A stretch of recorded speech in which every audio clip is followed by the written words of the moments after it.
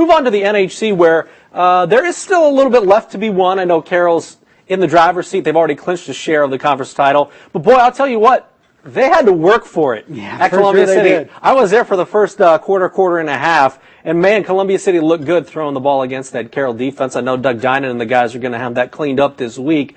But if you're Carroll, is that a nice wake-up call heading into the Week 9 and also getting ready for the playoffs?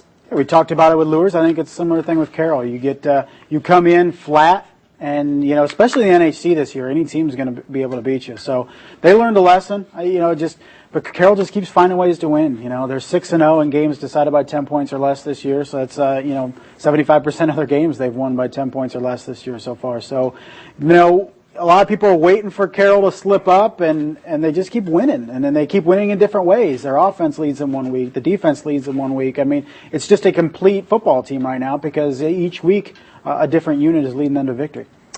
DeKalb, the one thing that they do have, they've got a little more juice back in the program. I should say the two things they do have. Will Chrisman is a heck of a wide receiver. You take a look at the numbers.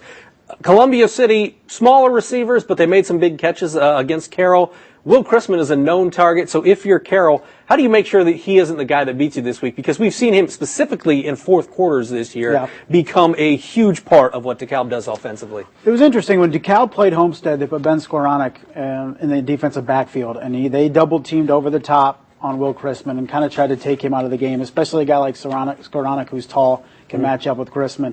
I don't know if there's somebody on that Carroll defense that they can put as a guy over the top, a taller guy that can compete with Will Chrisman on those jump balls and stuff. But it worked really well for Homestead in that game, and I wouldn't be surprised if Carroll tries something similar on Friday.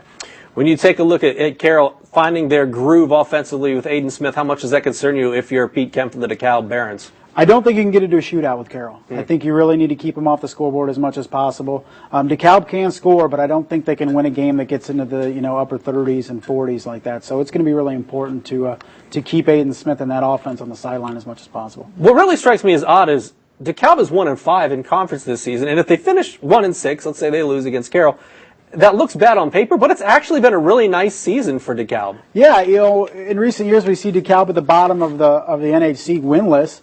And, 5 years from now, we may look back and say, oh, they only had one win that year. But I think it's really a turnaround year for DeKalb. I think we're going to look at this year as kind of the starting point under Pete Kemp and the rise back of DeKalb football. So that 1-6 is definitely not a weak 1-6.